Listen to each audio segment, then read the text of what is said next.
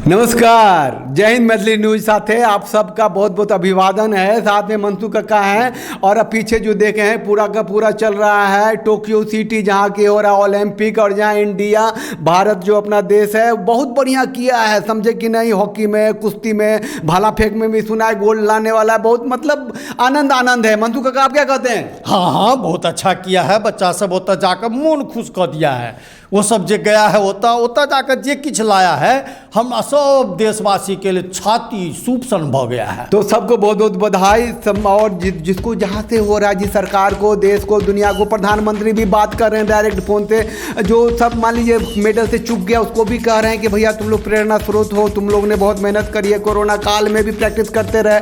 लेकिन एक तो मंसू काका आप जरा ध्यान से सुनिए, ये गधा सब टीआरपी के लिए चैनल वाला सब क्या कहता है कि क्रिकेट जैसा अगर सुविधा सब एथलीट को मिलेगा तो बहुत, क्रिकेट को क्या बीच में घसीट रहा है। अरे क्रिकेट से एकरा कौन लेना देना है?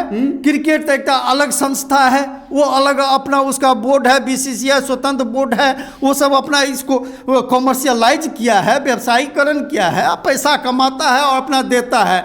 लेकिन इस सरकार तो इतना सारा पूरे देश में स्पोर्ट्स अथॉरिटी के नाम पर कोने कोने में एक से एक संस्था खोल दिया है। लेकिन ओई संस्था में, वही अथॉरिटी के ऑफिस में भैंस बंधा रहता है। एहन अवस्था में बिलाड़ि, गोनुझा का बिलाड़ि सुने हो? सरकार देता है कि इस बिलाड़ि को पालो, इसको मोटा करो, उसके लिए इतना पैसा देता है।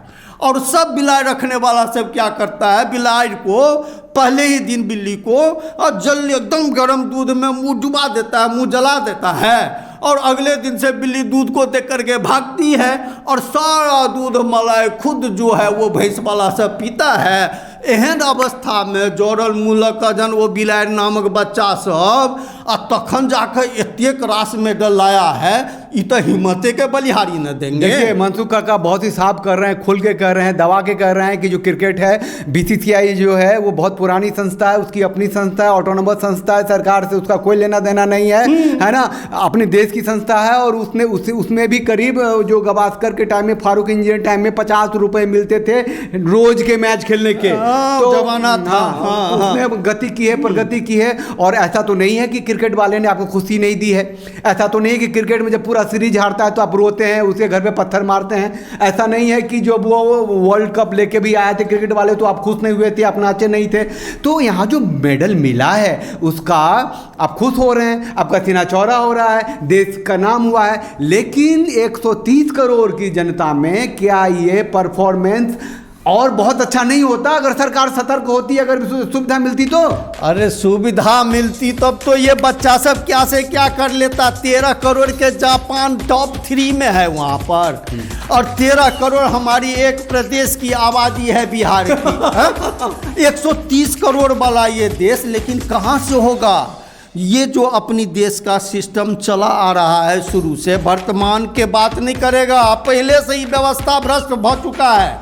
वो तो एक बात बोलते थे, 35,000 एक देश की आबादी है जिसका कि मेडल लेके गया है। हम अपने पास जो दूसरा मेडल आया ना ब्रॉन्ज, तो जितने मतलब जो गोल्ड था उसके देश की आबादी है 35,000। हम तो बच्चा सबके खुशी अल कहा है कि जखन अर्जुन के ध्वजा पर हनुमान जी बैठा था, स्वयं कृष्ण भगवान बैठे थे उनका रथ चलाने वाले, और तब वो तीर मारते थे तो कर्ण थोड़ा सा खिसकता था। लेकिन अर्जुन इसका रथ यदि थोड़ा हिल भी गया तो वो बहुत बड़ी बात होती थी। वही अवस्था है हमारे इन बच्चों का कि जिसके पास व्यवस्था नहीं।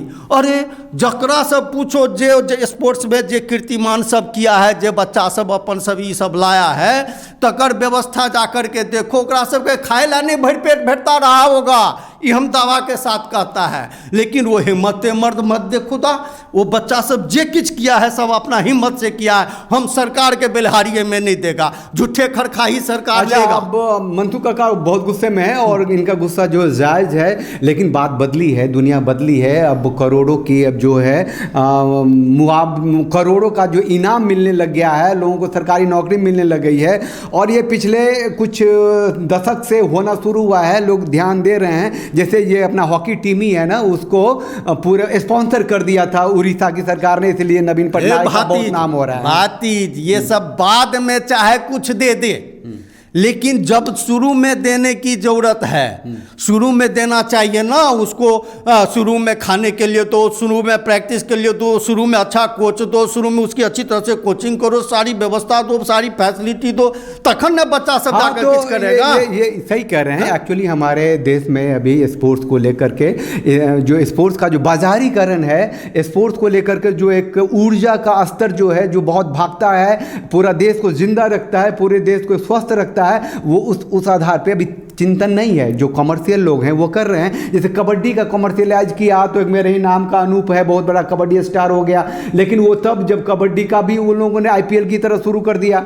तो सरकार को चाहिए कि स्पोर्ट्स के अच्छा आपको बताएं, बिहार जैसे स्टेट में भी हर डिस्ट्रिक्ट में स्टेडियम है, लेकिन उस स्टेडियम का क्या होगा जहाँ खिलाड़ी नहीं है, जहाँ पानी से भरा रहता है। पूरा देश में सब कुछ व्यवस्था सरकार के कागज के नाम पर और वहाँ पर स्थान में दिखाने के नाम पर सब कुछ है, नहीं है से बात नहीं है, लेकिन सबका बंदर बांट के लिए सरकारी मशीनरी को, सरकारी सिस्टम को चलाने के लिए, सिस्टम को यदि स्मूथली चला है तो जापान या किसी भी ओलंपिक में भारत किसी को आने देगा? यहाँ तो स्थिति ऐसा है कि बोल बचन मधुकारे और देव लेव नारे। अच्छा, आपको बताते हैं कि ओलंपिक में जितने खेल हैं उसमें बहुत सारे खेलों का तो नाम भी पता नहीं है बहुतों को। हाँ, तो खेल का जो स्तर है वो अपने यहाँ आपको शरीर से, स्वास्थ्य से नहीं आंक सकते। खेल का स्तर को आंका जा सकता है सुविधा से, उसके पीछे बैकिंग से, ट्रेनिंग से। तो ऐसा नहीं है। अब फिर मुद्दे पे आ जाते हैं कि इसको क्रिकेट के साथ नहीं जोड़ सकते क्योंकि उसका वो ऑटोनोमस बॉडी है, जो बाकी चीज़ें हैं, जो बैडमिंटन है जिसका भी अलग से फेडरेशन है, फुटबॉल का फेडरेशन है, गोल्फ का फेडरेशन है ना, वॉलीबॉल का फेडरेशन है, और के लिए फेडरेशन है। तो पैरामिलिट्री जो होता है उसमें भी यहाँ इंडिया जाती है, कुछ ना कुछ करके लाती है। तो उस सब में बहुत ही ज़्यादा फोकस की ज़रूरत है, चिंतन की ज़रूरत है। और एक मिनट आपसे हम ये जानना चाहते हैं मंतू काका, जो बच्चे मेडल लाए हैं वो क्या आपको लगता है ऊर्जा का स्रोत बनेंगे आने वाले दिनों में? क्या सरकार स्पोर्ट्स पे ध्यान देना शुरू करेगी? आपको क्या लगता है? कुछ नहीं, जब तक ये सिस्टम चलेगा। एखन तो सब टीवी वाला खड़खाई लुटेगा, इंटरव्यू छापेगा, ओकरा 1 करोड़ दिया, ओकरा 1 लाख दिया, कुछ दिन के बाद सब खत्म। हमरा तो होता है कि विश्व में भारत को ध्यान में रख करके कोई कंपटीशन ही नहीं होता है।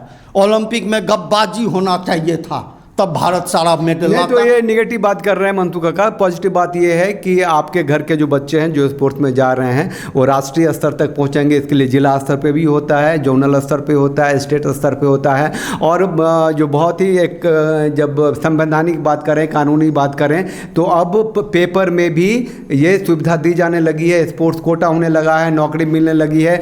और हम ये उम्मीद तो करते ही हैं कि आने वाले दिनों में सरकार समझेगी, सुधरेगी और स्पोर्ट्स के प्रति, खेल के प्रति उनका नजरिया बदलेगा। आपको कोई उम्मीद नहीं है? मुझे जब तक ये सिस्टम अपनी जनतंत्र की जो भ्रष्टाचार की ये लेखा जोखा चलती आ रही है उसमें जब तक बदलाव नहीं देखूंगा। नहीं, कब तक बदलाव? क्या बदलाव चाहते हैं आप? बदलाव तो सत्ता की जो अपनी एजेंडा होती है, जितनी एजेंडा पे वो काम नहीं, सीधा क्या बदलाव चाहते हैं? एक कबड्डी खेलने वाला को, जो कबड्डी है, जैसे पंजाब में कबड्डी बहुत खेले जाते हैं, तो विश्व कबड्डी ऑर्गेनाइज कर लिया। सिर्फ भ्रष्टाचार पे अंकुश लग जाए। जैसे अभी देखो, बिजली को प्राइवेट कर दिया ना, तो पूरे देश में बिजली फर्स्ट क्लास आ रही है ना। ये सरकारी अंकुश हट करके सारी अथॉरिटी को प्राइवेट बना दे, देखो कमाल क्या होता है। देखिए, सरकारी मिशनरी से कुछ भी संभव नहीं है।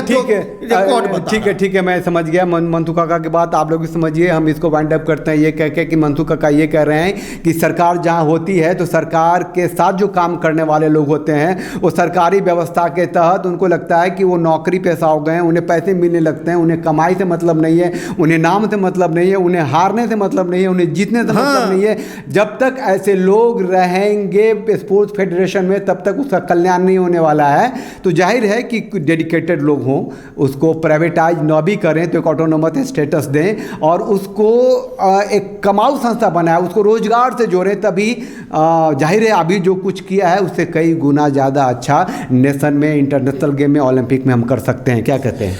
होगा तो तभी, संभव तो तभी होगा जब सरकार से लेकर के सभी जितने तंत्र हैं, सिस्टम के जितनी इकाई हैं, सब ईमानदारी से काम करे। तो भारत तो हमेशा ही सर्वोपरि रहा है और फिर सर्वोपरि हो जाएगा। लेकिन जब तक इस भ्रष्ट सिस्टम का कमाल है तब तक कुछ भी नहीं होगा। मैं सरकार से भी अपील करता हूं और बच्चों से भी अपील करता हूं कि चुपचाप सह करके रह जाता है, नई आवाज़ विरोध का बुलंद करे और मेहनत करे, काम करे। भारत में तो वो गरिमा है, भारत में वो ताकत है, भारत में वो प्रतिभा है, वो चाहे तो पूरी दुनिया में छा सकता है और छाता रहेगा।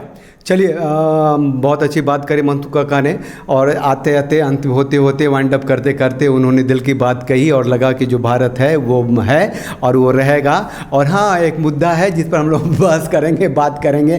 राजीव गांधी खेल रत्न पुरस्कार को अब ध्यानचंद जी के नाम पे दिया जाएगा। वो बदलाव क्यों जरूरी था, उससे क्या कुछ फ़र्क पड़ेगा, इस पर आप जल्दी ही बात करेंगे।